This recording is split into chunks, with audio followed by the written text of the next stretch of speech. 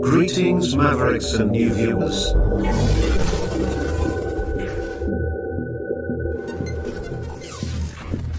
Tonight, direct and live from the Maverick News Network World Studios.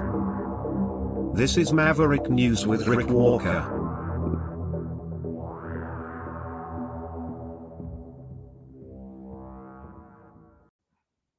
Welcome back, everyone, to the Maverick News Channel. Hello, Maverick family. Thanks for joining us tonight. We have a special guest returning tonight. David Wiley is going to join us, one of our experts on the Ukraine-Russia file.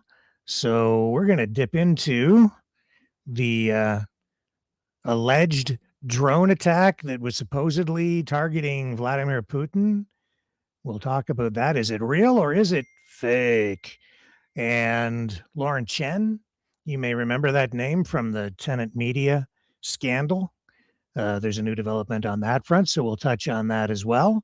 And we're just going to review the highlights and the lowlights, if there's such a thing as a highlight from a conflict, a war. We'll give you the milestone moments. How about that? In review. From the Ukraine-Russia war, not special military operation, not after this length of time. It's not, and we'll get into all of that, and it'll take some unexpected twists and turns, I expect, when we come back on the other side of this.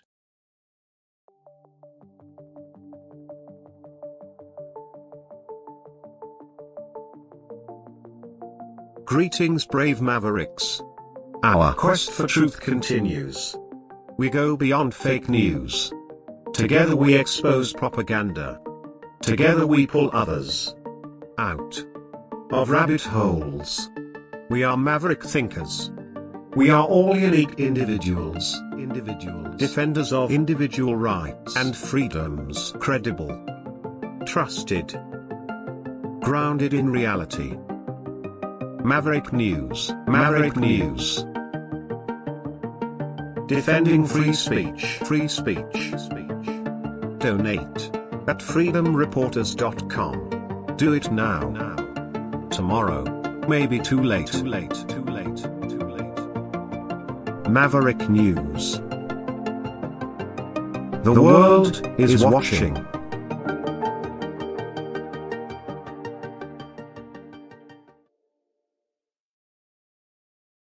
Okay, let's bring in our guest for tonight. Hello, David. Welcome back. Hello, Rick. And a happy end to 2025. Well, I wish it was a happier end. I wish that these wars were actually over, especially this war that Trump said he was going to end in 24 hours and didn't quite work out that way. How many years are we into this now? Oh, let's see. This is fourth year. 2022 we started. Yeah. Funny how these wars never end as quickly as people are promised when some people start them. They tend to become become very complicated very quickly and drag on. People believe politicians too easly. That's true. Yes, to tell an old favorite joke of my dad's, how do you know when a politician is lying? When their lips are moving, right? Right. So believe their actions, not their words. And speaking of, since we're just going to jump right into this, but maybe just for any new viewers, can you just introduce yourself and whatever organizations you might be working with right now, if any? I'm working with the Peace Through Strength Institute, a U.S.-based foreign policy organization. I'm a senior foreign policy consultant for them. So primarily my focus is on basically all the things that Russia is involved in, because Russia is still the enemy to the USA. Their nukes are still pointed at us. Their soldiers are still opposing us in every country, and their spies are working against us everywhere, including here in the USA. Has anyone informed Donald Trump? To sorry, what? Informed Donald Trump? Yeah. Just asking, because it seems like he quite often, including during this last round of peace negotiations or whatever this was that took place, it seems like he sympathizes more with Vladimir Putin than with Ukraine. Absolutely. And I would say he has during his entire term. Look, Trump doesn't really sympathize much with anybody but Donald Trump, to be honest. And Putin's promising Trump more because all of Putin's words are lies, right? He can say whatever. He knows has no intentions of ever paying up, but it all sounds good. And especially to Donald Trump's sons, who seem to be more caught up into believing everything that Russia's telling them. More gullible. They don't know well enough. If we say that a U.S. politician's always lying when their lips are moving, then for a former KGB officer, it's just twice as true. They're always lying whether their lips are moving or not. If you go into business with Vladimir Putin, expect to not just go broke, but to go dead. Yeah, and speaking of lies and moving lips, just within the last 24 hours, we've seen these allegations of a massive drone attack that we're told was targeting Vladimir Putin's residence. And when I saw these headlines come out, I mean, I was instantly skeptical. People were sending this to me and, concerned because something like this potentially could lead to escalation. And now we're seeing the Putin and the Russians saying exactly that. We will respond and there will be escalation on our part, but the timing seems just way too perfect. And I just haven't seen much in the way of, I haven't seen any evidence to support this at all. Can you shed any light on this or give us some perspective? What are your thoughts? Well, yeah, there is no evidence. And first of all, it's a residence of Vladimir Putin. He has multiple. He spends most of his time in a bunker whose location is well known, heavily secured military bunker. He rarely comes out. I don't know that he's visited that residence of his in years. He has another residence, actually, that's much closer to Ukraine on the Black Sea. And I don't believe it's ever been touched. So if you wanted to make a symbolic attack against Vladimir Putin, that would be a much easy target to hit. But the other thing I would say is that Russia has not held back from trying to take out Zelensky from day one of the full-scale invasion. They had multiple attacks. They've had multiple assassins. Doesn't seem to be a big deal for the Trump administration or for many of the people who were worried about this, alleged supposed targeting of Putin's residence, which I haven't seen any accusation that he was anywhere near the place, which is one of the reasons I believe that there's no way Ukraine would hit it, because Ukraine doesn't care about symbolically hitting a faraway house of Vladimir Putin, especially when it's not the closest one. They want to take out Putin, right? And if there's no chance of that, I don't see them doing it.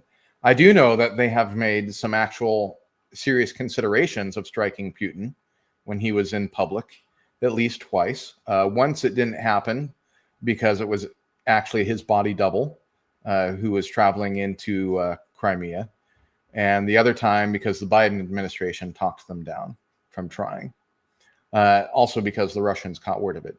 So it's not because I believe that the Ukrainians wouldn't try to take out Vladimir Putin. I don't think that they would jeopardize these talks and do something as useless as hitting an unoccupied mansion of his, right?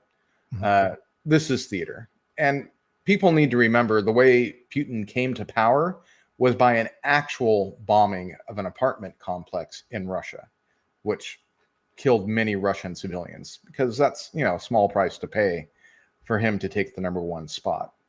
No big deal. So if he could stage an attack and it killed a few hundred, poor Russians, that would be no big deal. A house is even less, especially while he's losing so much property around the world.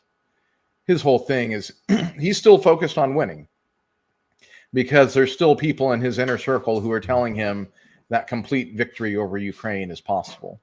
And I think here in 2025, I'm not worried about that at all. Russia in this last year, 2025, while it was a bad year in many ways, Russia almost doubled their number of casualties and losses in the fourth year of the war, right? So at the end of 2024, they were at about 700,000 casualties. Now they're over 1.2 million confirmed. So they have been throwing more and more troops away for even smaller gains. This war is grinding to an end. Their troops are now going to the front line on donkey and horses, because they're not just out of armored personnel carriers, they're out of cars and trucks and motorcycles to send troops to the front on. Russia is scraping the bottom in both men and material, and we'll see how they continue on in 2026. A lot of support has really been held back. There's been no new support during the Trump administration. Even though there's a lot of existing funding was there that they could have put in the contract for Ukraine, that would have gone to U.S. defense contractors, money already spent by Congress. They just decided not to put it in the contract. So that money just sits there, spent, unused. And what has been allocated, they've been redirecting it to different places, because that's something they have the power to do by Congress. And Congress is now headed into an election year. They see the American people very upset all across the board with what they've failed to do, promises they've failed to meet, like peace in 24 hours. And I think that Trump's long permission slip from Congress is coming to an end. I think you're going to hear the words discharge petition a lot more often. So there was a discharge petition that brought the release of the Epstein files to a vote, bypassing the Speaker of the House, passing with overwhelming support of both the House and the Senate, ending up being signed by Trump himself, and then not fulfilled per the legal requirements. And I believe that come January, we're going to see the first impeachments. I think we'll see Pam Bondi impeached over not meeting that. And the reason is simple. It's not just Democrats who are upset, but Republican voters demand accountability. They want to see the Epstein files. They want to see the guilty go to jail, not be given a pardon, not be given a visa to enter the U.S., because he said we'd be talking about Lauren Shen. They are upset. Republican voters are mad. And they also recognize that Russia is the enemy. Whether or not they want their taxes going to support Ukraine, 95% of Americans across all political spectrums see Putin as the enemy. They see him as a bad guy because they're right. He is still trying to win the old Cold War with what's left of the Soviet Union by trying to get it back together again. And the American people recognize that as a threat, and they're not going to accept this any longer. So Congress, so those Republicans who want to be reelected, they're going to have to do the right thing without Trump's support. Mm-hmm. So you say discharge petition. Is this just, do you think the MAGA base is beginning to fracture on these issues? It seems like when I watched America Fest, or portions of it, I saw real deep division and infighting, especially over the Israel Palestine issue, or maybe I should say, the Jewish question. And then, there's all of that and just all this fracturing. And I'm seeing it up here in Canada as well. So how does this play into what's going on the Ukraine file? Well, MAGA is past beginning to fracture. They are fully fractured at this point. And MAGA is just one coalition base within the Republican Party. So, because you have your traditional conservatives and others as well, and they are, beyond sick of what's going on. Your traditional conservatives, your Reagan-Bush Republicans, they strongly support Ukraine, right? And they're all for sending weapons to Ukraine, especially keeping U.S. troops out of there. They recognize that this is an opportunity, not a weakness, right? Oh, hey, we keep American troops out of fighting a war in Europe just by sending old Cold War material to defeat Russia. They see this as win-win, right? So do I, for that matter. Come at you honestly. This is where I'm at. This is how I see it. We defeat Russia. We send them old military equipment that was designed and fielded to defeat Russia. Great, because we need to be focusing on the emerging threats, namely China, right? So we need to be getting Europe in a situation where they handle the European theater. It's an opportunity, and unfortunately one it's being squandered right now. But as for MAGA itself, yeah, they're highly split. Israel issue is one of them. Also, government financing. They're seeing spending going up. They're seeing sweetheart deals for some, like Argentina, which splits them. They're split on the immigration thing because a lot of, you've got farmers who are like, yeah, I wanted to keep out illegal immigrants, but I don't want all these tariffs that are destroying my business. Still wanted to be able to hire legal immigrants, right? So the ICE is going after legal immigrants as well. And then we've got exceptions that are made actually for some of the worst of the worst. We've seen Trump pardon drug lords this last year. We see him bringing in, just this Christmas, Lauren Chen, who, was caught up in a scheme for foreign Russian agents to influence America, right? And MAGA is fractured on this as well. So, their prospects in 2026, not good. It's only the conservative base of the Republican Party that can potentially save Republicans. And, a lot of them have been driven out by the MAGA movement. So let's just backtrack a little bit and talk about what's going on with Lauren Chen, because that was, to me, this is one of the most serious things it's one of the most serious aspects of the Ukraine-Russia conflict, the information war. And when this was uncovered, when it came to light, it really did spill light onto a lot of these influencers and why they've been saying what they've been saying and how the Russian influence actually does work on, within America and in Canada. So maybe you can just give a little bit of background to people who maybe sort of have forgotten what that whole issue is about, or maybe haven't even, clued into it. So Lauren Chen, who's a Canadian citizen, was one of the two founders of a group called Tenet Media. And they specifically targeted right-wing influencers, Republican/libertarian influencers, bringing on people like Lauren Southern, Tim Pool, and others into a media sphere and then heavily promoting them, really pushing them out there. And they were able to do that because of more than $10 million given through Russia, right? On paper, it was given through Russian individuals. Those Russian individuals were part of the Russian government. They were part of Russia Today, and they were directly part of the FSB, which is the KGB rebranded. And they did that, and they gave huge payouts to people like Tim Pool so that they could just rant against Ukraine and convince people on the right wing that, Ukraine is the enemy. Ukraine, whatever you think about it, whether you want your money going there or not, they're definitely not America's enemy. They're not targeting us. They're not trying to do us any harm. Ukraine has never invaded any country. Right. So this is just kind of ludicrous on its face, but Russia's happy to use the ludicrous if it works. And it did work, through pouring a lot of money into these influencers. They were able to grow their audiences and spread their message.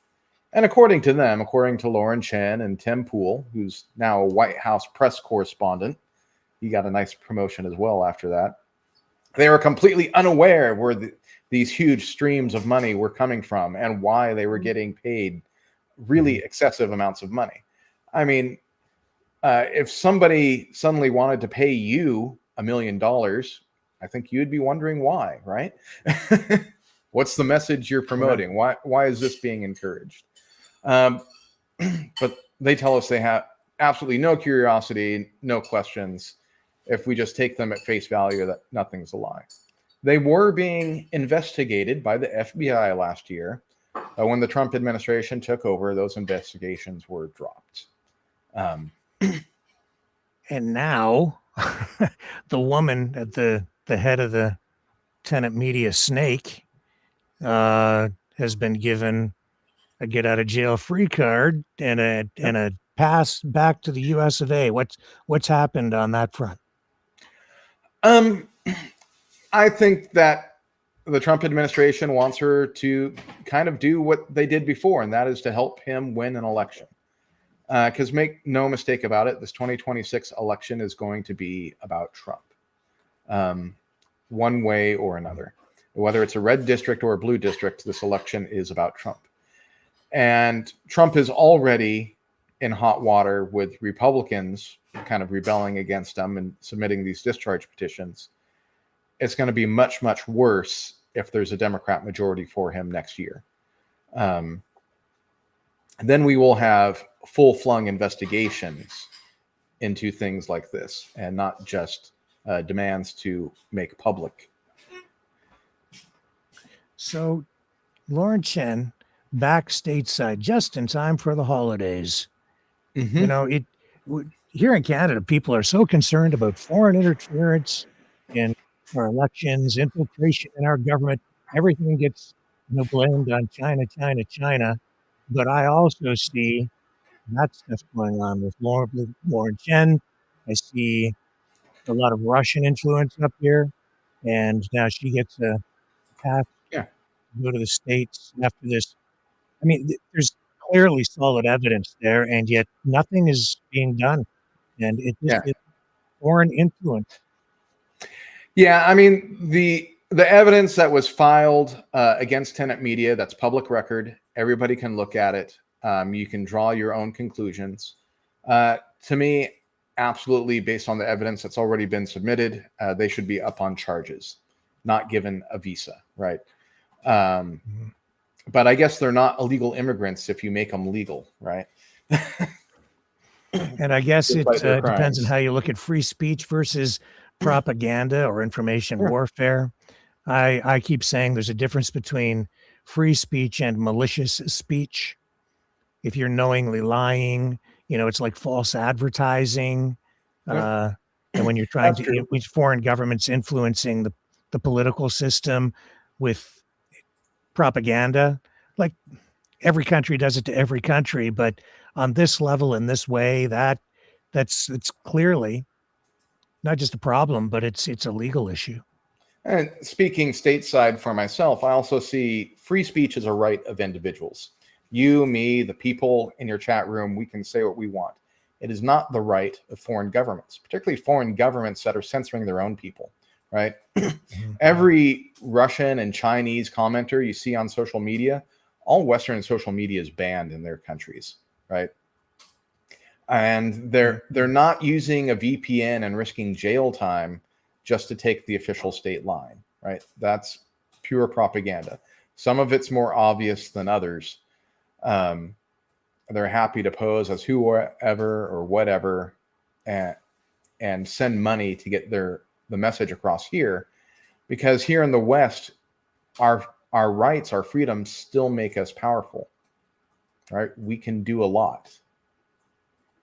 And so we are seeing, whether people choose to acknowledge it or admit it or not, there's an alignment here that is very clear now. These allegations of, Trump being aligned more with Putin than certainly Ukraine, and just being aligned with Putin and maybe just for business interests alone, or who knows exactly why. It's just very clear now that he has a bias toward Russia. And I think that should concern us all. I don't know what else you can say about it, but I'll just throw it over to you for a comment, I guess. Yeah, I think these things like Lauren Chen, Tim Pool, I think he wants Russia to collude, to interfere, and to try to help him get elected. In 2016, right, whether they were on Trump's side or Hillary Clinton's side, they were able to meddle, right? And Trump is afraid. He's very afraid, as are a lot of people in his circle. And I think with the Epstein files, we're seeing just part of the reason that he's very afraid. The truth is going to come out, and his own base will turn on him, right? They're already starting to, yeah. They already are, Yeah. right? And they just need to realize that all their worst fears about him likely are true, right? You have to accept it. And, you know, speaking as someone who's often had the worst people kind of defending their cause, the worst thing that can happen to any cause, whatever you believe in, whatever your position on immigration, foreign policy, any of these matters, the worst thing that can happen is that it's poorly defended, not that somebody else attacks your views. That can actually be very helpful to have someone attack your views and give you more media attention and elevation. Now, the worst thing is that you have criminals who give your views a very bad opinion in the public sphere. So really, those true MAGA faithful, they should be getting the criminals, those who are impeding justice for Epstein's victims. You need to work harder than everyone else to get them out for your cause and for what you believe in. Well, let's start to dig in a little bit into sort of those milestone moments over the past year from this Ukraine-Russia war. And I do call it a war. I know that Russia is still calling it a special military operation, but it's pretty difficult, I think, to justify using that description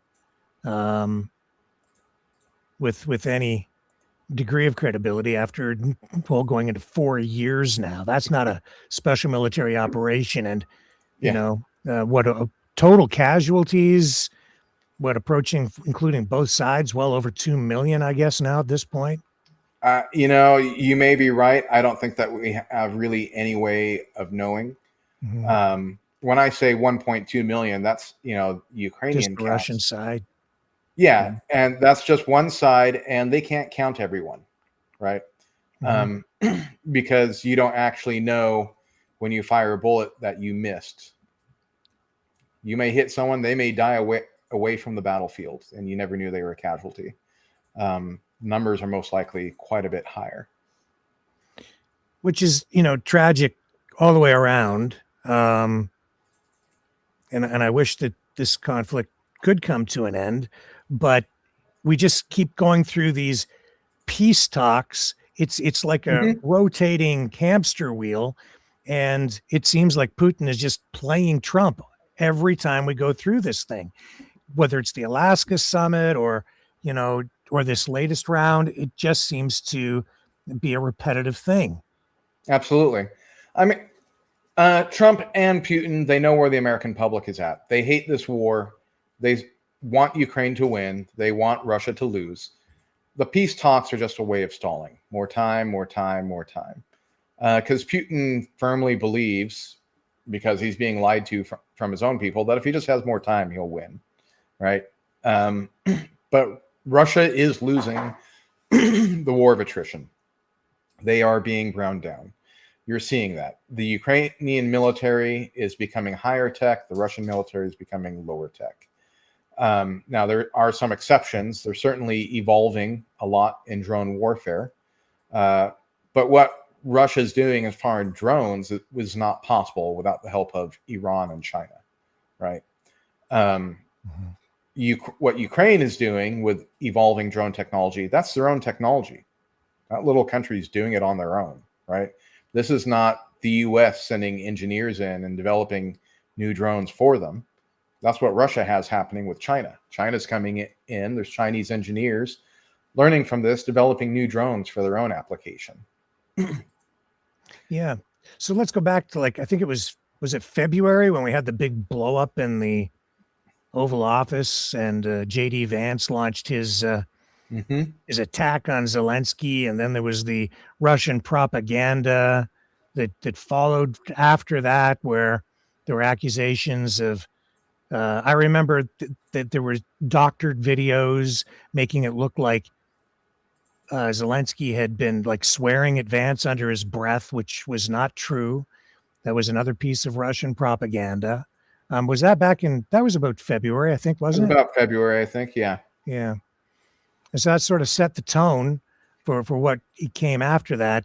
Um, so take us back to February and give us your thoughts on what that told us at the time with regard to how Trump was going to approach ending the war not ending the war.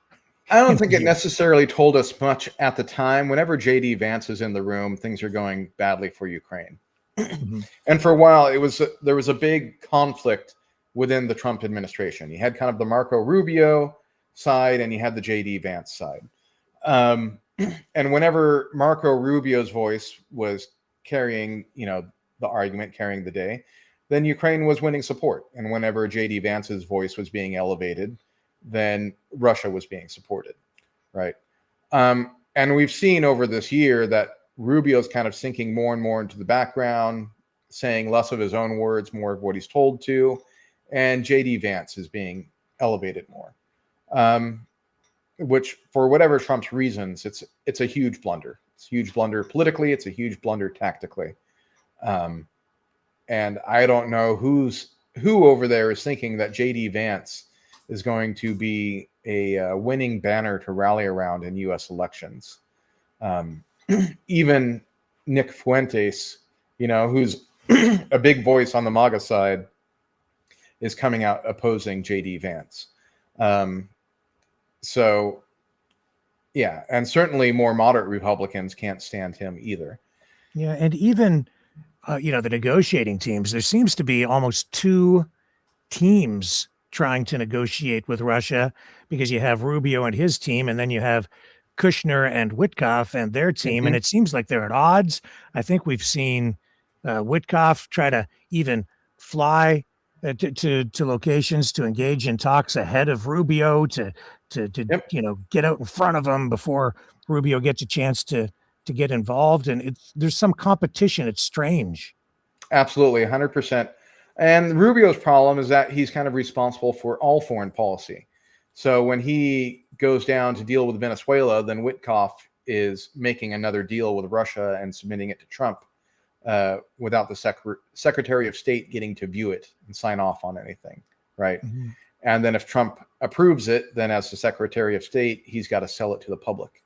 A position I really do not envy Marco Rubio for.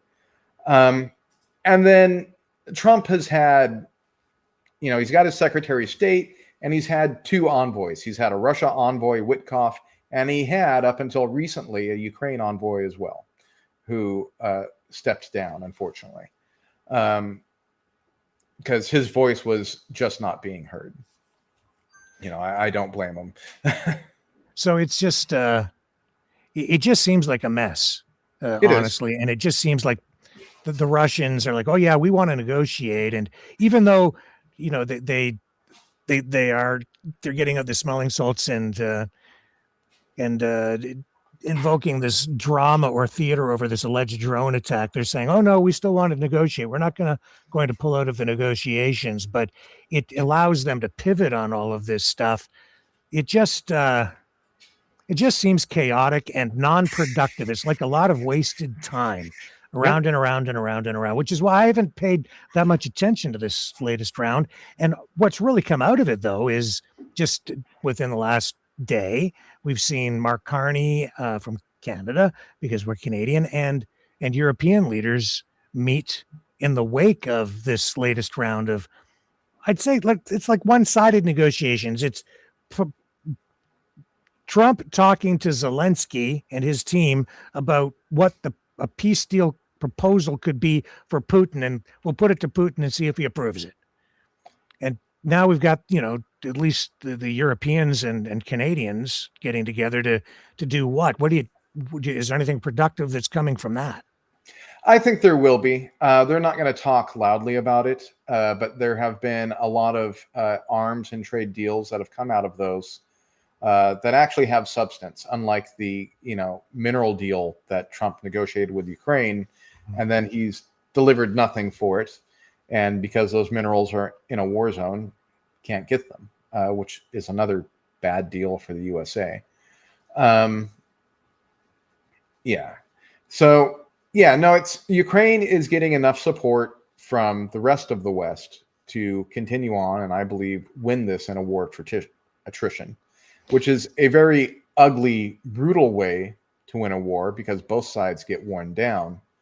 But only the U.S. has the arms that could make this overwhelming, that could end it today. And they're just not getting those. And they're not going to get them from the current administration because if they were going to, they would have this year. And we're seeing reports that Trump has apparently said that, well, it's a good thing we didn't give Ukraine Tomahawks because of this alleged drone attack. I don't even know if he really did say it or not, but I think that's coming from the Russian side. I believe he said it. I've seen reports that he said it, and it certainly sounds kind of accurate. But, I don't believe it. I think we should give them Tomahawks. And if one of Putin's empty palaces did get blown up, I honestly wouldn't care. If they didn't want attacks like that, then they wouldn't attack Zelensky directly, right? This is why the U.S. does not take out foreign leaders, because we don't want to encourage attacks on our politicians. But that being said, I think based on the rules of engagement, the international rules of war, Putin would be a legitimate target because he's the head of the military. So if you target him, not civilians around him and things like, but if you target him, he's a legitimate target because he commands the military. Absolutely. Not that we've done anything about Russia hitting illegitimate targets, by the way, this entire time. They've been targeting maternity hospitals and children's playgrounds, right? There's never a big outcry about that. It's just regular. We've accepted as business as usual.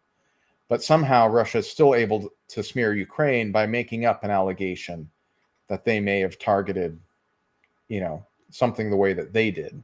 And it almost always ends up being either a false flag or it's going to be an accident. We see drones, that are jammed fly into buildings in Moscow. And they're obviously jammed because they're flying straight without any controls. And we've seen generals on the Russian side being taken out.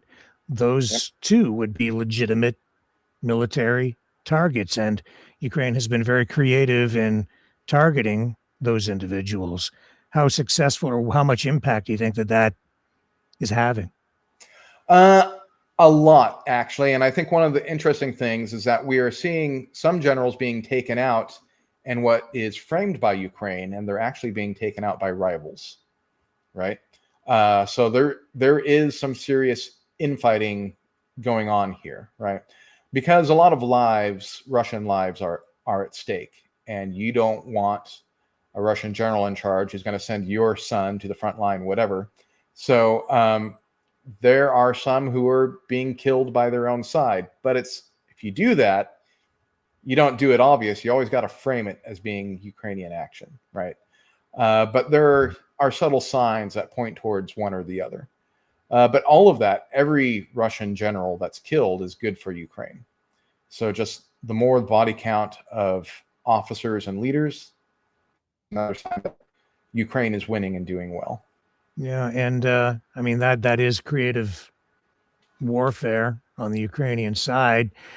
You spoke about the war of attrition because it has been a meat grinder war, but it looks like I'm seeing reports that the Russians might need to begin to. And I think we had you froze up there for a moment. The Russians may need to start conscripting troops into service because they're having trouble convincing people to volunteer. They needed to conscript people into service last year, honestly. This year, they're trying to trick people from all around the world. They've been getting Indians, Africans, promising jobs to them in Russia and then pressing them into the military. That's a desperate move with obvious political consequences, particularly for a country like India that's actually on good terms with Russia, and their people have, rights, political power. That has been a costly move for Russia because Putin is rightly afraid of full conscription. Look, they've drained out the countryside of any able-bodied man that they could really take. He's left untouched the urban areas because that is going to cause a lot of problems. He's not, then he wouldn't just be conscripting some poor kid with no political power or voice. Then there's going to be repercussions. Yeah, and we've seen as much as we've heard from these Russian pro-Russian influencers all through this conflict that it would be over in a month. It's going to be over next month. It's going to be over, very quickly. That's always the narrative. Ukraine keeps coming back with new and creative and innovative weapons, strategies, including, I think the most amazing thing that they did was it called Operation Spiderweb, and Yes. getting those drones right into Russian territory. Can you just take us back and talk a little bit about that and how significant so that was? Ukraine had a very surprise operation. I don't think anybody saw something like this coming, but they smuggled truck cargo in all across Russia. And these were supposed to be like portable homes for people. And instead, they were containers full of remote controlled drones. The drones were controlled remotely via the Russian cellular phone network, right? And they used very crude AI, and they launched themselves, and they targeted airfields all across Russia, even deep into Siberia, where Russia thought they were untouchable. And, I would say the even bigger effect than what Ukraine did on that day with the strikes is now that Russia is taking people that would have gone to the front line, and they are guarding their own borders all across their huge country, making sure that nothing like this can happen again. Because it's one thing when Russia can concentrate, all of their massive population onto one place. They can't do that now. Ukraine has shown Russia that they can use any port of entry as a way to get drones in and to hit them using their own networks. Not to mention a global satellite network if they were to use Starlink or one of their competitors, right? Which both are using, which is technology that both sides use in their drones. So Russia has to guard all of Russia, and Russia's big. So that's a lot of people they cannot commit to the front line.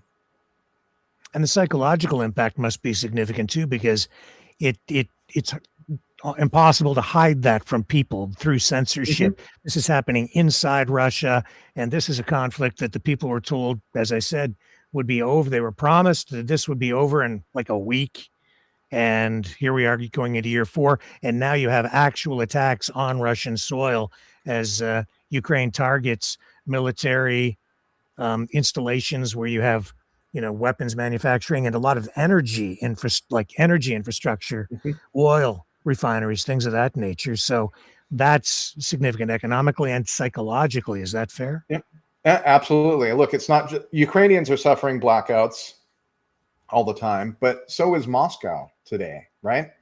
That's not because they're winning the war. And while Russians can't talk in public, they understand when the power doesn't come on and their country's at war, why that's happening and what that means for their victorious 3-day war, right? So Russians understand it's going very badly, and they're very nervous about full conscription. And this could easily spiral out of control quite quickly, right? Russians know their history. They know that, the Tsar's empire, huge empire, larger than the Soviet Union, collapsed because of the soldiers who had had enough of World War I, that it was going badly for the people. That was what brought about the Communist Revolution and the USSR and toppled the old government. They know that lesson. They're terrified of this. So not getting to that point, they will take extra care, because that is too dangerous for everybody who's in the lead. Everybody with something to lose in Russia. Yeah. And it just, I'm not sure, where it's going from here, but if we've got these strikes ongoing in Russia now, it seems like Putin must be under a lot of pressure. One of the reasons he probably wants to keep going and I'll looking to you for your expertise on this. But he can't at this point just quit after making these sacrifices and asking all these families to sacrifice their young people to this war.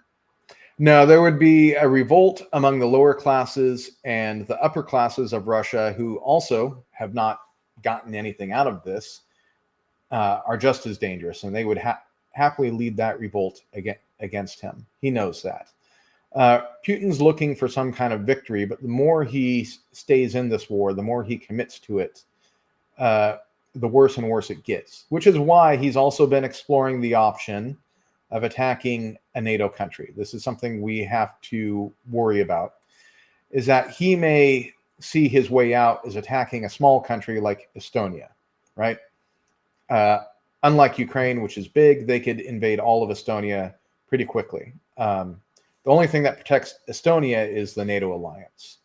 If he thinks that alliance won't hold, and he's been testing it, right? We've seen more drone attacks. Right. We've seen drones over military bases in Germany.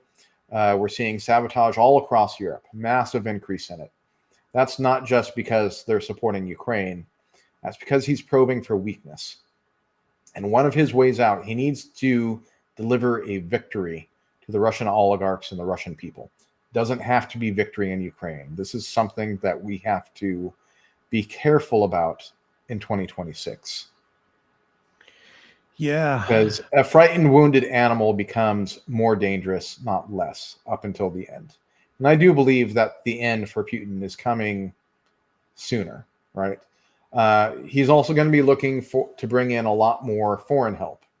North Korea's backing off right now. They're not seeing as much in it for them. China's, they could do more. They could do a lot more, of course, but they have their own ambitions. So Putin needs to maybe bring them in or bring in some other countries. He needs troops. He needs material. He needs a lot of things if he's going to stay on with this Ukraine war, because it is just bleeding the entire country out. Yeah. And honestly, even if the war was to end in peace or even victory, I don't know that the Russian Federation as we know it would survive the next 10 years after these losses. And you talk about the war of attrition. It's an economic war of attrition too, because I think Ukraine has been also creative in going after the oil refineries and shutting down the oil trade to cut off the economic lifeline for Russia. Yeah. And something people really have to understand, particularly those from the States or Canada, because we have large countries and they're connected by road. You can drive from the east end to the west end. You can't do that in Russia. You have very separate regions that only connect by air and by rail. And the rail lines are very vulnerable. And Russia is losing troop transports, which means that their ability to apply pressure and keep those other regions in line is weakened. And this is why I say within the next 10 years, Russia may collapse as we know it, because if there was another Chechenian war in a different region, they might not be able to put it out. Part of Siberia decided, you know what, we're going to join China. I don't know that Russia could do anything about it right now, right?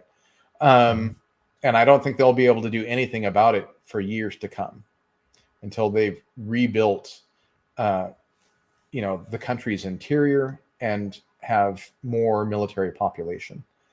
It's a very dangerous time for Russia, which makes it a very dangerous time for the world.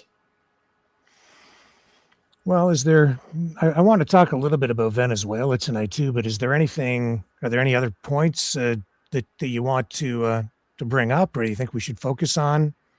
I would just say, I've talked about how dangerous it is for the world. The best solution to this is to bring it to a close as quickly as possible. The U.S. could do that. If we gave major support to Ukraine, I think Russia would have no choice but to back out or to just lose. Short of that, this may drag on. And if this war continues to drag on for years, it has a lot more risk of spiraling out of control somewhere else. But yes, speaking of spiraling out of control somewhere else, Venezuela. We've definitely seen lots of hintings by the Trump administration that they would like to go to war with Venezuela. And certainly I'm not going to say anything to save Maduro. The dictator in Venezuela is a butcher and a disaster for the country and a disaster for the world. That does not mean that the U.S. should send troops to blow the place up and come to some kind of fake rescue. There's no rescue to be done there.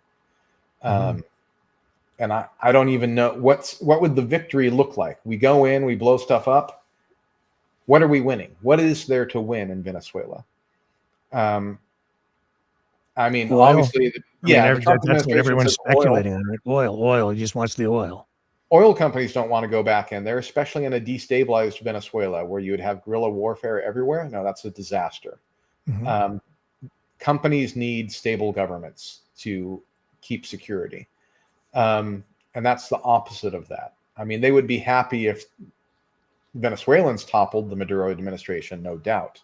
But they don't want some kind of Afghanistan situation and trying to pull oil out of the ground while there's fighting all around them. No, thank you. They've got better ways of pulling the black stuff out of the ground than that. Yeah, and then of course, there's a story of drugs, but that's really overhyped. Those speedboats, which you see in the news, most of which, by the way, are not from the Caribbean. The most popular photo I see of a drug boat is actually a photo of a boat that was caught off the coast of Portugal. Those little boats are not taking the many miles up to the USA, even if there's drugs on them, which a lot of cases there are not. The math doesn't work. The fuel economy doesn't work. That boat can't get from Venezuela to the U.S., so it's going someplace else. At least that's the way it seems to me. Yeah. If they have drugs on them, they're going to wealthy vacationers in the Caribbean, not to Americans here in the States, which may be the case. Just as likely, they might be smuggling baby formula into Venezuela, right? Because that country is impoverished and starving despite a year-round growing season, because that's how bad the government is there. So are you saying that the videos that have been released might not even be authentic or real, that they might just be part of Pete Hegseth disinfo campaign or something? Like that's initially what happened, is people like, this doesn't even look real. It's AI. None of this makes sense. So it's possible to me. Yeah, I haven't seen AI photos from this administration, but I've definitely seen them release photos that are misleading. I haven't seen them directly lie, right? They're not pointing at the photo and saying, this was the boat we blew up. Say, oh, this is an example. Okay, that's not the boat, right? So show the actual boat. According to what I read today, and I don't know if it's true or not, but supposedly wreckage from one of the boats is washing up on shore, and they found marijuana, right? Not cocaine, marijuana, which is legal in 40 U.S. states now, and that Trump is looking at descheduling. And this really shouldn't be that big a deal. Not worth killing people at sea and committing war crimes over. And I think he's up to close to 100 people that have been killed, if we believe the numbers that are coming straight out of the Trump administration. Yeah, and we don't get a list of who they are or what the accusations are, and if they do survive, then they're released without charges. And this is, let me tell you, this is going to be another nightmare coming for this administration, because those people who survived, eventually they're going to talk, right? And when we get the full story, I don't think it's going to work out. And it just seems like this is counterproductive, destructive for the United States, its reputation. It is. Trump keeps saying, we're respected around the world now. I don't think so, because even on this Venezuela issue, you're seeing countries, I think Canada included, I think the UK, pulling back on sharing intelligence information with the US because of the way that it's being done. Yep, absolutely. The threatening posture towards Canada, it's discouraged Canadian tourists from coming down into the States, so that's hurt us. We've got people who came here as refugees following the law, and now the Trump administration, it doesn't want anyone from Venezuela, right? And, if you're going to fight the Venezuelan government, the best thing you can have is an army of dissidents from the country on your side. But instead, we're throwing them back to the brutal communist regime. That's as big of a misstep as you can make, right? Mm-hmm. One of the things, great useful abilities that the U.S. had during World War II was Americans who spoke German, who spoke European languages because they were immigrants, right? We got to put people in any village in Europe. We could talk to the locals and we could get them on our side, right? Yeah. So anytime you're going into war, it doesn't matter whether it's going into Iraq or Afghanistan, you want people who are locals to be on your side. And just blanket targeting people from Afghanistan, from Venezuela, and saying we don't want them in our country after, escaping your brutal regimes, after helping the U.S. military, this is absolutely devastating to U.S. honor and reputation for generations. Because even if we do a 180 on it next year, people are going to be afraid 20 years from now that the U.S. government might turn on its promises to people who help us again. Yeah, that's destabilized, the relationship between Canada and the United States. Bizarre, and to the point where now our government is having second thoughts about the F-35 contract. So, that's a major decision and a major pivot that I never ever thought I would see in my lifetime. This is just bizarre to me. Yeah, and just that F-35 contract alone is a loss of billions of dollars for the USA, right? Yeah. And it's not that Canada won't buy jets. That contract will probably go to a European company instead. So, this is the USA ends up being on the losing end of it again, unfortunately. Because free trade and good relations are good for us, right? Mm-hmm. And trade wars are bad. The loser of a trade war is any side that gets into it. Yeah, that's right. The winner is anyone who stays out of it. Yeah, the negative rhetoric coming from the White House on the trade file is just mind-blowing. I mean, he's talking about maybe not even renewing the U.S. Canada-Mexico trade agreement at all, letting it just expire. And then what comes after that, I don't know. It just doesn't make sense to me at all. And because he's going after the auto industry, that's also driving, he wants all of the auto plants from Ontario to relocate to the States. But because of that, it's pushing the government more and more toward buying the Gripen from Sweden instead of the F-35s, because they're promising to actually assemble them here in Canada to create employment. Well, it's having the opposite effect. These companies are saying, well, if we can't have goods flow across the border easily, if we can't build parts in Canada and assemble cars in the USA, and we have to pick one country. And that one country often is not the USA. We are in a global marketplace. So if you can get goods from around the world in one country like Canada, and you can't get goods from around the world in another country like USA, then you want to build in the country that has global supply chain, right? Yeah. Even just taking most of the cost analysis out of it, even if Canada's more expensive, the fact that you can order parts from a cheaper country like Colombia and assemble in Canada, well, then you're going to build in Canada. So when you say the situation in Venezuela seems to be spiraling out of control, what's the real danger here? I think we've seen, I just saw a report today that this drone strike that we've been hearing about for the last couple of days at one of the ports in Venezuela may have been choreographed by the CIA. Mhm. So is that the kind of escalation we're likely to see? This kind of activity? I don't know. There's two escalations that I'm very concerned about. One, and we've already seen it, is that in targeting Venezuelans, we miss and we hit, say, Colombians, right? So one of the boats blown up had Colombian nationals on it. Colombia is a close ally of the U.S. We have military bases there, very great relations, and they're one of our best trading partners, right? When you start killing citizens of a country, all of that tends to stop. They may stop trading with us. They may kick our military out, which if we were to go to war with Venezuela, Colombia is right on their border. We absolutely want their help. We want to use our bases there to invade.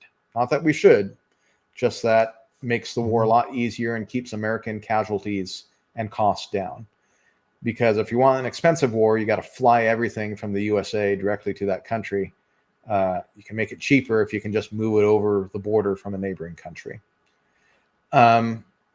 So that's the first disaster, and it harms all our relations. People don't realize how much the U.S. is getting from Latin American countries now. It's been increasing as trade with China goes down. That's where most of our supply lines are moving to. But the other thing is that a ground war in Venezuela would be a disaster in itself. We could probably take the capital very easily, but it's surrounded by lots and lots of jungle. And the U.S. should know the lesson of fighting in jungles from Vietnam, right? We can go in, but we can't secure the country, and we're going to be the enemy if we go in that way. It doesn't matter. We will unite Venezuelans against a common enemy, and that'll be us. And it'll be a disaster. We'll get embroiled. It'll be a huge expense. We can expect to spend trillions of dollars on that, have Americans coming back in caskets, and we'll be weakened around the rest of the world. So while the U.S. is deep into Venezuela, China and Russia will see their opportunity to move, right? Because we won't be able to help countries resist them. Yeah, and we've seen some verbal support for Venezuela from the axis of evil. Right? Yeah. Absolutely. No, I'm not supporting Venezuela. They have very close relations with Iran and Russia. They're not our friends. They're not the friends of our friends. It'd be great if they collapsed on their own. But we have a lot to lose and nothing really to win from invading Venezuela. It's just a disaster. It's good news for China. They don't have close relations with Venezuela, and they would love to see us get embroiled in something like that. But yeah, that's one of the worst things. But you know what? I don't think Congress is going to allow it, particularly in an election year. Trump came in. He was a very popular Republican president, popular among Republicans, not saying popular among Americans. I'm aware of the popularity ratings and everything, but among Republicans, he was popular. He has spent that, right? And he has gotten nothing for it. He is not popular with Republicans anymore. Yeah, there's still a core audience of the Republican Party that is extremely faithful to him. But we don't have things like the disclosure of the Epstein files being passed that he did not want. And that was just the ending to 2025. We're going to see a lot more of that in 2026 as senators and House members want to be reelected. They are going to go against Trump. I think this is going to be a bad year for Trump, particularly on foreign policy.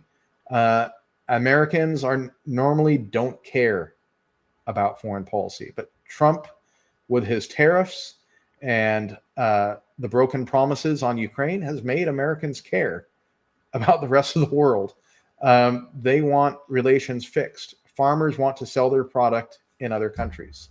That's a huge Republican voting base right there alone. People want to build things in the USA, which means often we need to get parts from Canada and Mexico and Colombia and other places. And Republicans are going to vote that way this year, and it's going to be a vote against Trump from within the Republican Party, unless he turns around. I mean, he still can. There's still some quiet voices in his administration telling him to do that. He needs to stop listening to the J.D. Vances in his administration. But right now, I don't see that happening. That's just my opinion. Vance seems to be enjoying high support within the administration, and other voices like Marco Rubio are being told to say what they're supposed to say and stop voicing their own opinion. We didn't pre-discuss this or anything, but while you're here,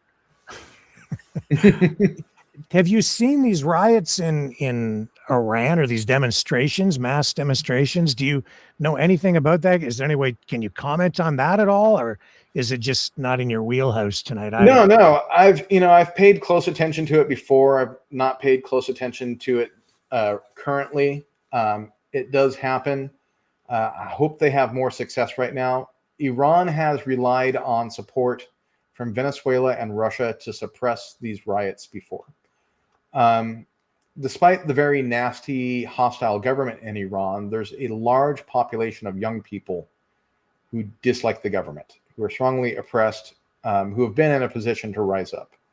But every time they've risen up before, it's been very violently suppressed. And Iran has called in help from Russia and Venezuela.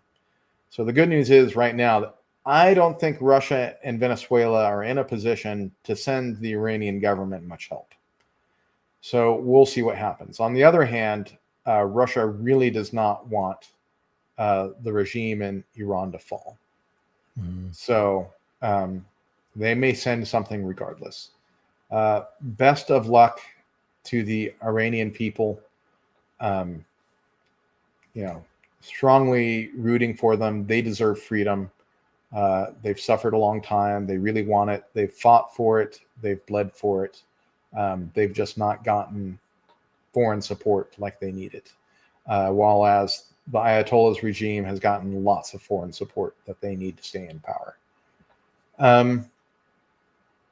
In this past week, we've heard Trump talk about, or at least answer questions about, reports of Iran possibly rekindling their nuclear program. So it looks like maybe that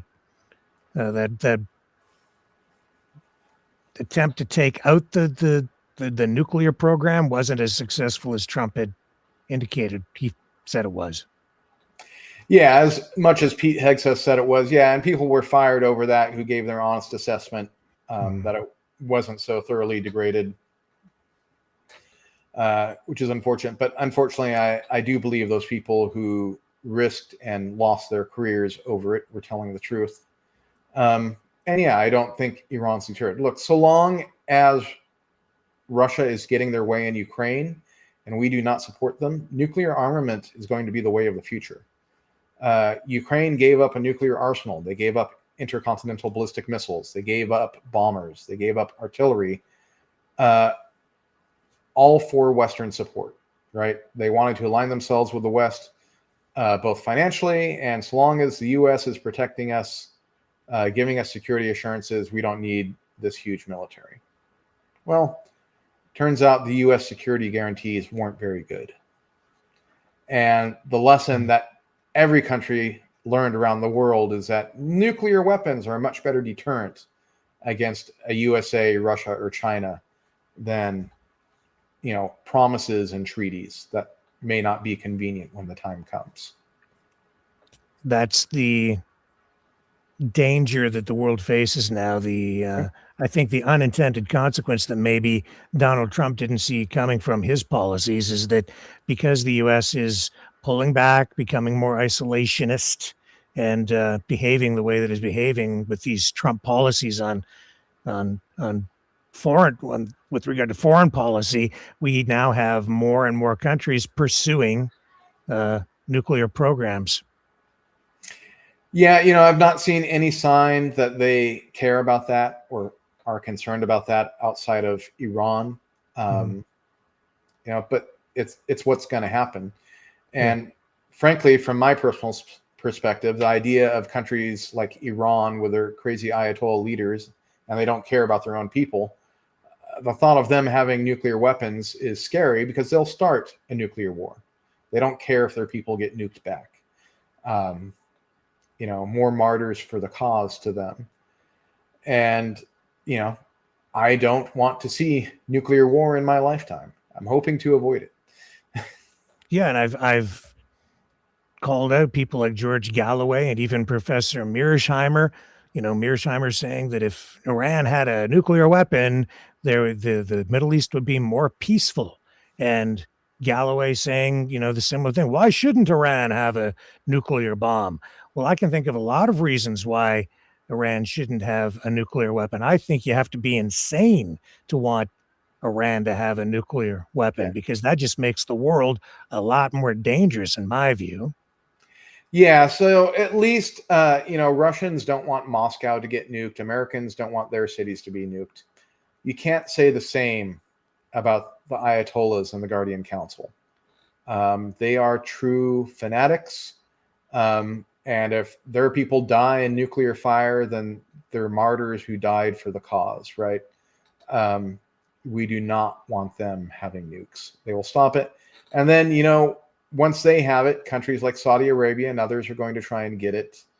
And, Pakistan already has nukes. And, India has nukes. And if someone like the Ayatollah has them and uses them, then they're going to start flying, right? And all you need is for Pakistan and India to start launching them, then China will get involved too. And if China gets involved, then the US will probably get involved. That is the real doomsday scenario for this century. And we should all be working on nuclear nonproliferation. I am a firm believer that the Nuclear Nonproliferation Treaty was a great thing, that we should not have a lot of countries with nukes, only those countries that hopefully will never use them, right? And if we can get countries like Ukraine and Belarus to give up their nuclear arsenals, that was a good thing for long-term world stability, because we didn't know whose hands they would end up in the long run. But Ukraine, unfortunately, ended up like, okay, they probably should have kept them. We didn't know that at the time. For those who don't know, Ukraine had the world's third largest nuclear arsenal when the Soviet Union dissolved. Yeah, and the reason we're really in this mess is because the Budapest Memorandum, which was a security guarantee given so that Ukraine would give up those weapons, has not been honored by, first Russia, because they invaded and they promised that they would come to Ukraine's defense if they were ever invaded, but they invaded. They promised they never would, and they have. And then the U.S. and the West has really let Ukraine down because we haven't stood strongly enough against the Russian invasion.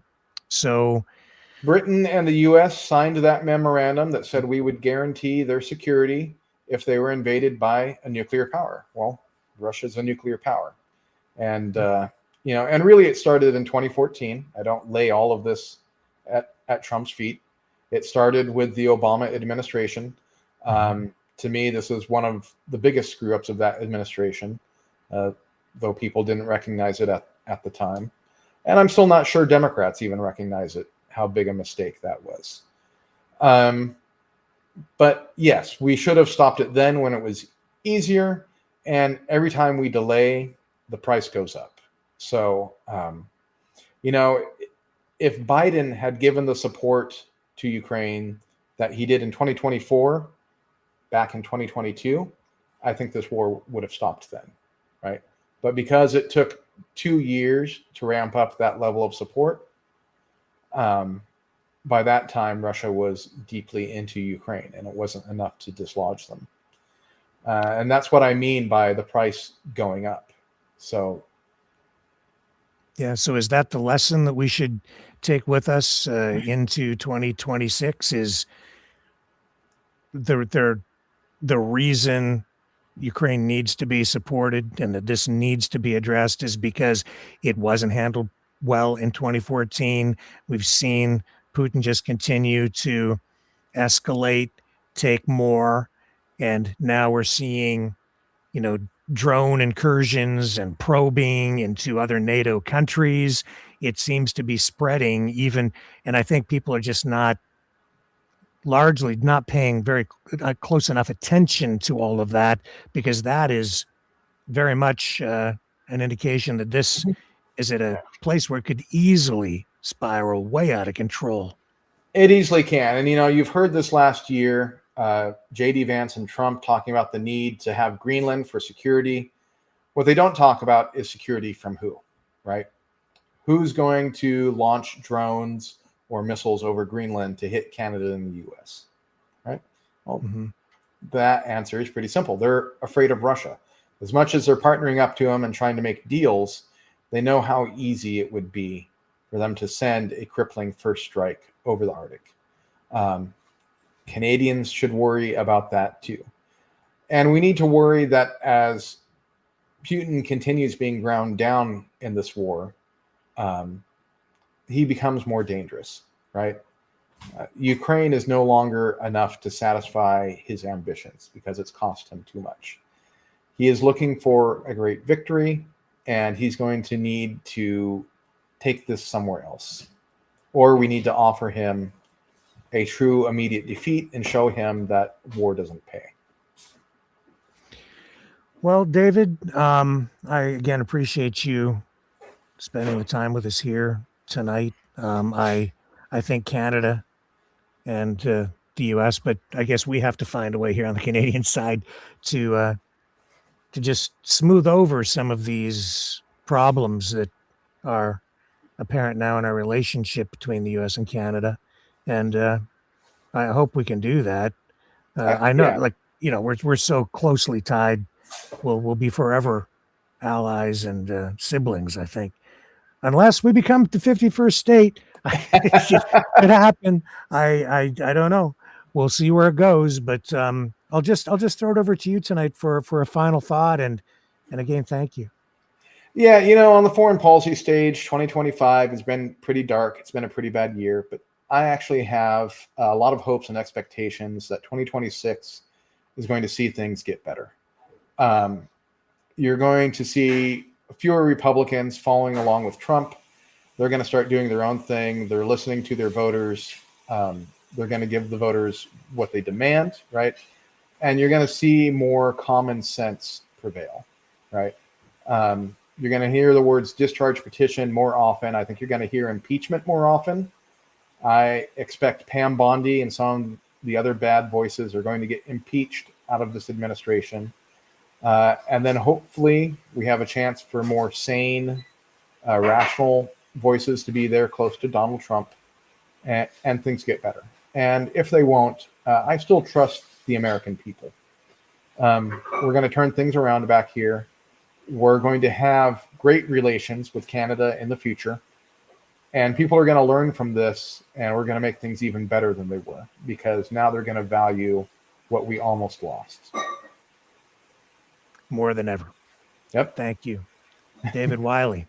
And Mavericks, I will see all you guys back here tomorrow night, 7 p.m. Eastern, on the flip side, New Year's Eve. See you then.